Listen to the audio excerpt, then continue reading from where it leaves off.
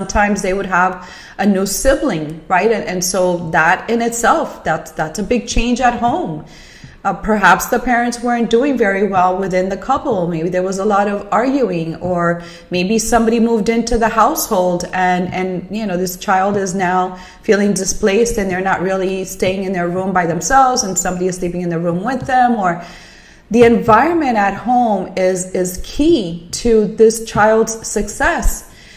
The other thing that I would always recommend against is having this constant connection to cell phones or games, PlayStation or whatever they're playing with nowadays, right? All of these video games, because they create so many distractions.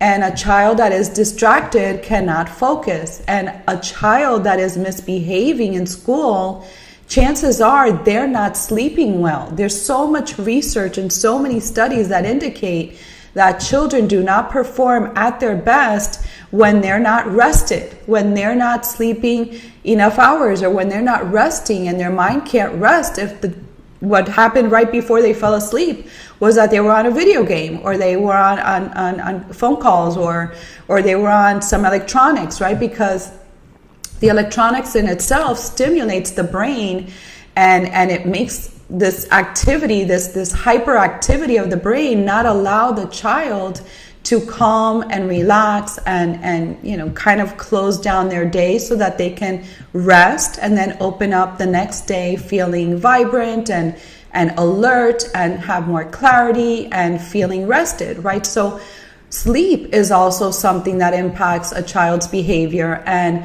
why labeling them or putting them on medication, that being the initial, or it's almost like that's what's happening. I keep hearing this and I'm appalled that should be the last resort, not the first step or the first idea. Well, they're probably, everybody else is taking medication. Don't you guys question why everybody else is taking medication?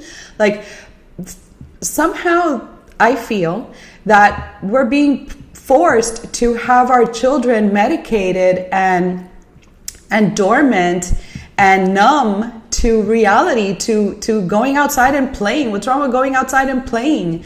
What's wrong with going outside and riding your bike? What's wrong with going outside and being part of the community and have other children be actively in their lives and them actively in their lives, right? What's wrong with all of that? Everybody has just decided to stay indoors, and kids have a lot of energy that needs to be burnt, like needs